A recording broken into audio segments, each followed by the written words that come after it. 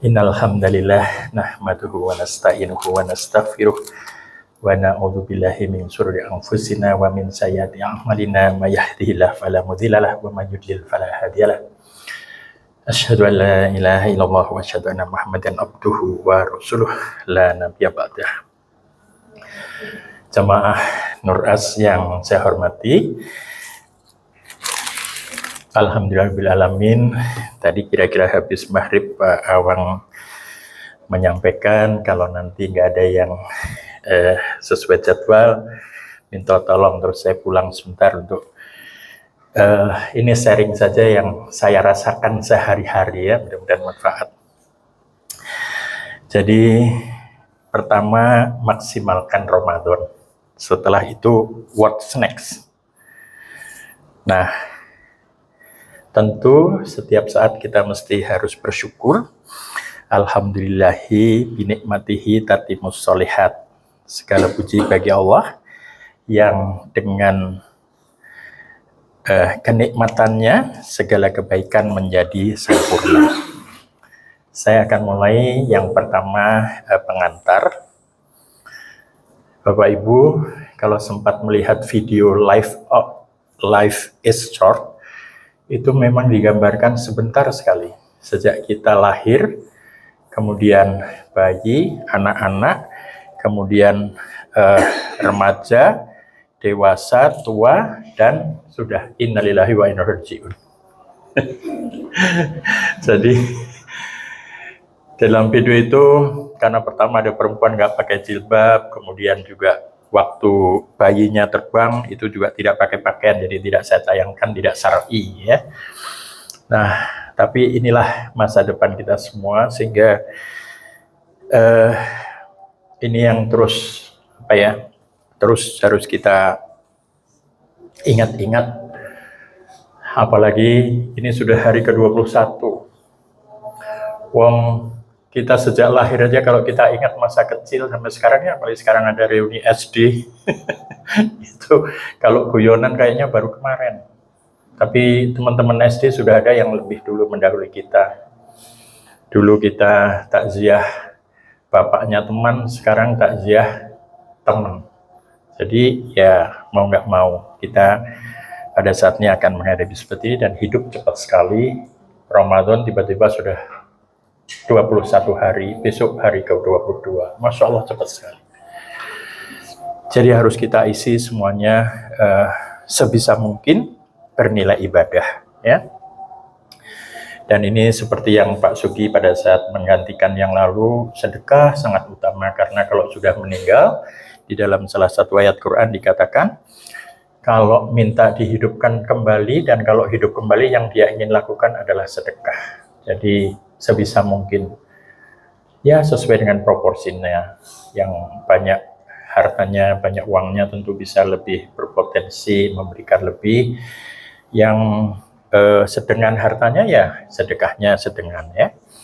Kemudian kalau kita tidak pernah merencanakan biografi akhirat, ini nggak pernah terjadi karena memang kita sibuk sehari-hari. Padahal kita tahu tujuan akhirnya adalah surga, atau naudzubillah min dzalik neraka. Saya coret-coret tuh nerakanya. Jangan sampai, ya, naudzubillah min dzalik. Warga Nur As saya doakan masuk surga semua. Amin ya rabbal alamin. Jadi itu sebetulnya yang harus terus-menerus terngiang-ngiang di kita. Surga, surga, surga, surga, surga, surga. Terus. Sehingga kalau kita pikirannya surga, surga, surga, surga, insya Allah, ya, nanti ibadahnya juga akan secara otomatis kita berusaha membuat amalan-amalan yang dalam rangka ke surga. Di dalam manajemen ada istilah quality by design. Jadi quality by design itu kurang lebih, kalau kita pengen berkualitas ya memang harus direncanakan, harus didesain. Kita tugasnya hanya merencanakan, membuat langkah-langkahnya, menjalankan langkah-langkahnya. Langkah-langkahnya dalam apa? Dalam rangka tadi, kan target kita ini, surga. Jadi langkah-langkah yang kita buat juga dalam rangka surga.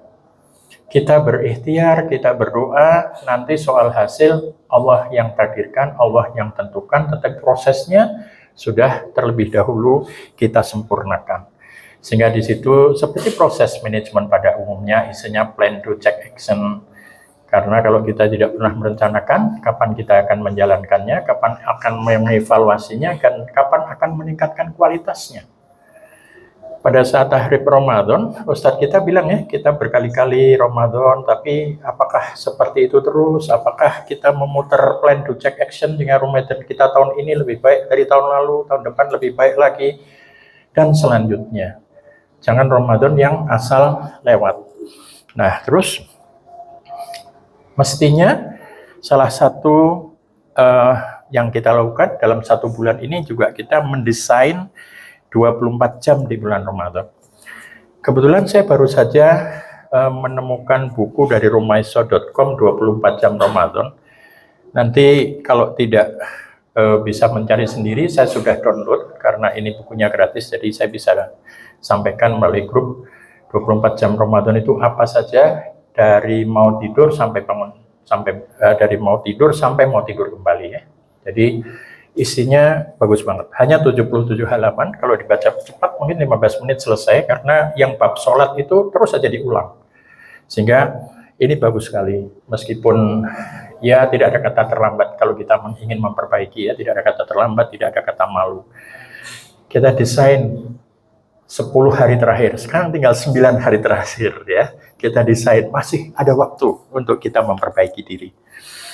Nah, ini contoh aktivitas pada saat sahur.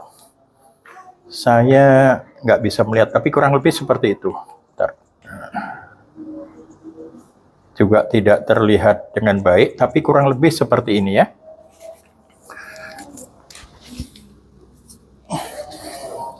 Sampai.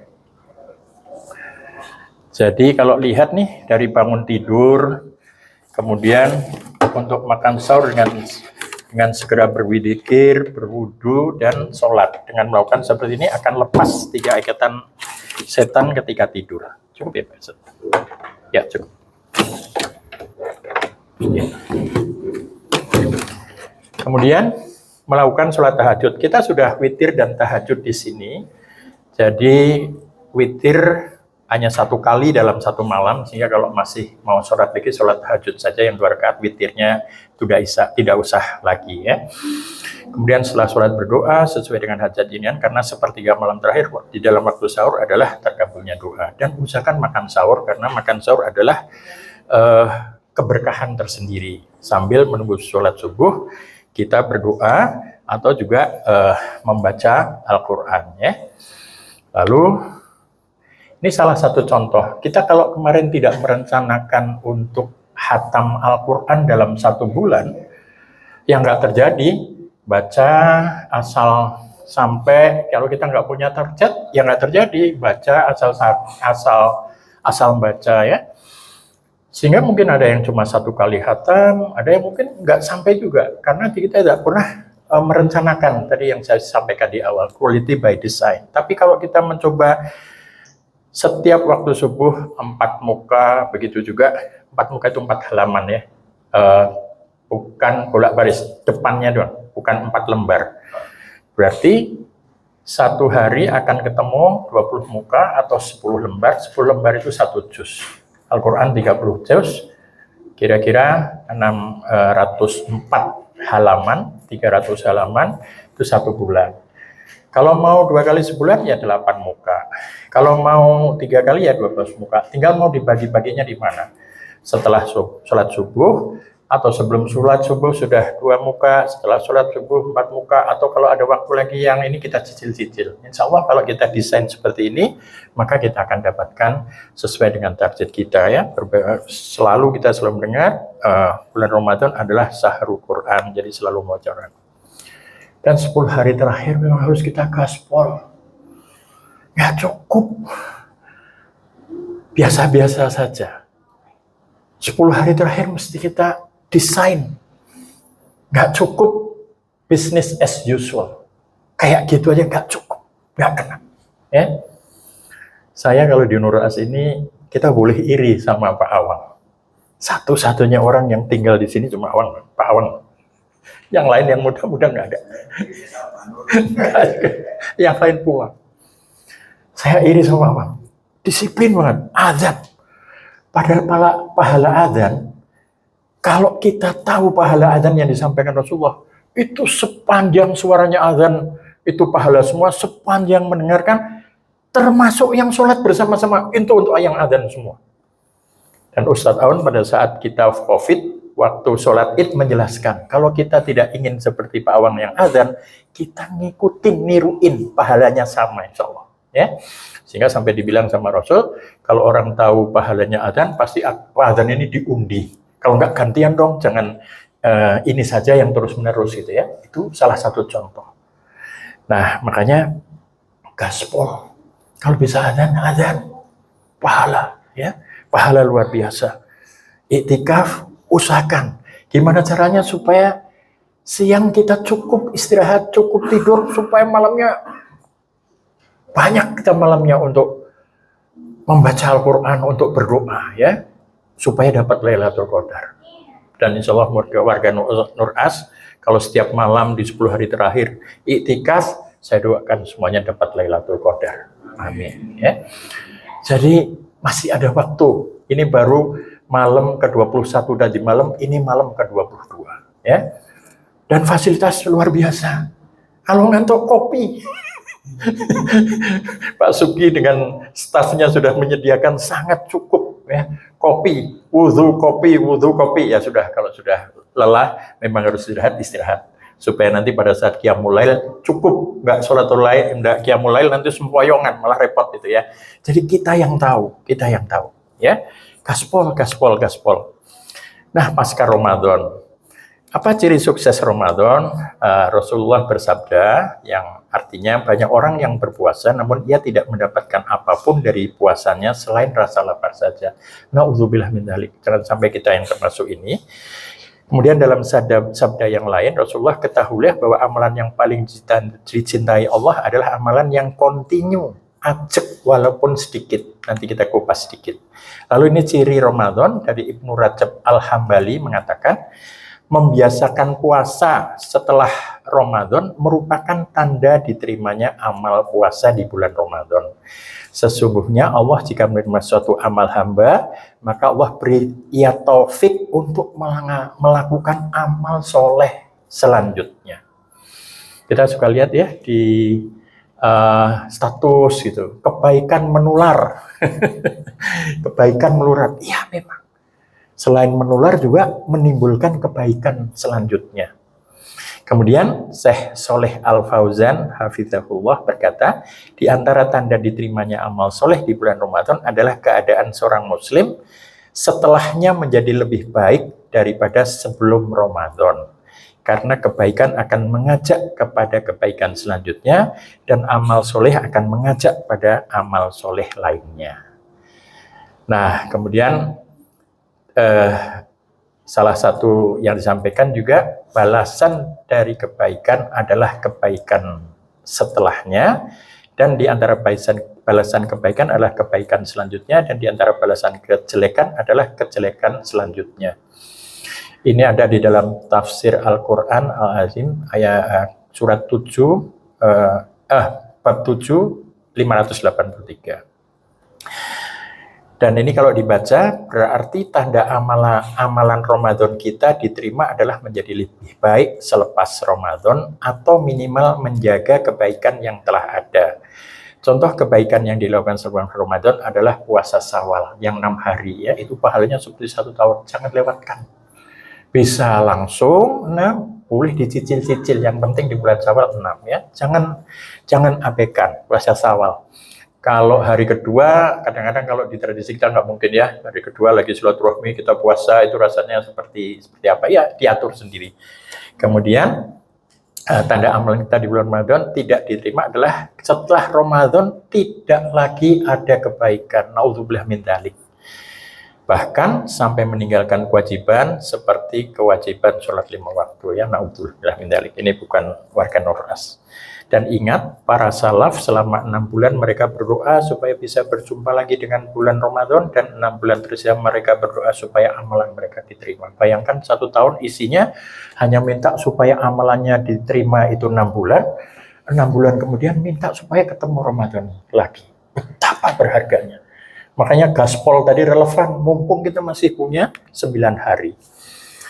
Kemudian yang terakhir, ini first thing first, prioritaskan 24 jam bernilai ibadah dari bangun tidur hingga sampai tidur lagi. Baik ibadah-ibadah makhluk maupun muamalah, termasuk berkarya, mencari penghasilan, niatkan itu untuk menghidupi keluarga, menghidupi rumah tangga, untuk bersedekah, untuk menjalankan amal-amal kebaikan, untuk umroh, untuk haji, ya, maka semuanya akan bernilai ibadah. Contoh amalan rutin sehari semalam, tadi ada salah satu yang disampaikan bahwa amalan yang disukai adalah kecil tapi ajab. Ini doa mau tidur. Banyak sebenarnya ritualnya, ya. Salah satunya yang sudah biasa itu doanya Bismillahi Allahumma ahya wa amut, kemudian dilanjutkan dengan kulhu 1 kali, kulhu falak 1 kali, kulhu nas 1 kali, ditiupkan di tangan, kemudian diusapkan ke sekujur tubuh yang terjangkau 3 kali. Setelah itu baca ayat kursi, setelah itu baca 2 ayat Al-Baqarah terakhir. Disarankan setiap hari juga membaca Al-Mulk dan Al-Sajdah. Kalau susah, mungkin bagus juga kalau habis Isya setelah Ramadan sebelum pulang baca Al-Mulk dan As-Sajdah di sini. Karena nggak tahu kenapa di masjid itu energinya lebih besar untuk membaca Al-Quran daripada di rumah. Itu terutama yang saya rasakan, ya. Sehingga saya berusaha untuk sebelum pulang membaca ini terlebih dahulu. Sholat witir, kalau tidak sempat sholat qiyamul lail dengan sholat sunnah lainnya, minimal witir 3 kali atau ganjil sebelum, kalau bangun jam 4 masih cukup karena subuh sekarang itu 4:30 lewat sedikit. Kemudian sholat 2 rakaat sebelum subuh, ini ibaratnya mendapatkan dunia dan seisinya. Siapa orang kaya di dunia? Bill Gates? Atau yang punya Tesla? Kalah sama Pak Awang. Setiap hari sholat fajar itu dunia dan seisinya. Kalah sama warga Norras. Setiap hari dapat dunia dan seisinya. Jadi jangan pernah tinggalkan sholat sunnah sebelum subuh, sholat fajar. Kemudian zikir pagi petang itu usahakan dihafal, ada bukunya kecil dan banyak macam-macam versinya, silahkan yang mana saja, tapi usahakan setiap hari setelah subuh menunggu suruk itu bagus banget, selesaikan zikir pagi. Zikir petang ada yang bilang habis asar, ada yang bilang habis maghrib, silahkan, tapi yang penting dibaca. Awal-awalnya membaca, tapi mungkin lama-lama menjadi lebih hafal. Sholat duha, sholat wajib berjamaah dimanapun, di kantor, di jalan, usahakan kalau ngelewatin waktu sholat, singgah terlebih dahulu untuk di masjid, karena di Indonesia masjid banyak banget, Masya Allah. Sehingga kembali lagi, kalau kita merencanakan sholat jamaah dalam keadaan kita kemanapun pasti ketemu masjid. Ya kecuali kalau safar naik kereta atau naik pesawat, ya apa boleh buat, itu di luar jangkauan kita. Kemudian sholat rawatib itu juga penting banget, ya. 2 tadi sebelum subuh, kemudian pada saat zuhur itu 6, 4 sebelumnya dan 2 setelahnya, setelah maghrib 2, kemudian setelah isya juga 2. Usahakan juga puasa sunnah, pilihannya bisa Senin Kemis, bisa Ayyamul Bid 13, 14, 15 bulan Hijriah, atau puasa Daud sehari, puasa sehari tidak. Lalu kalau bisa usahakan duduk pada kajian ilmu syar'i. Ini ngikutin pengajian, ya, apalagi kita banyak sekali di sini dikelilingi oleh masjid-masjid yang menyelenggarakan kajian-kajian, dan yang paling bagus barangkali kalau tidak pengen terlalu lama itu antara maghrib dan isya. Itu katanya dapat pahala ribat. Pahala ribat itu seperti penjaga negara di perbatasan. Besar banget pahalanya. Dan cuma sebentar habis maghrib sampai habis isya selesai. Selesai isya ya sudah selesai, ya. Kemudian membiasakan membaca Al-Quran tiap hari, ini sudah terbiasa, bersedekah juga sudah terbiasa. Itu barangkali yang bisa saya sampaikan. Subhanakallahumma wa bihamdika asyhadu an la ilaha illa anta astaghfiruka wa atubu ilaih. Assalamualaikum warahmatullahi wabarakatuh.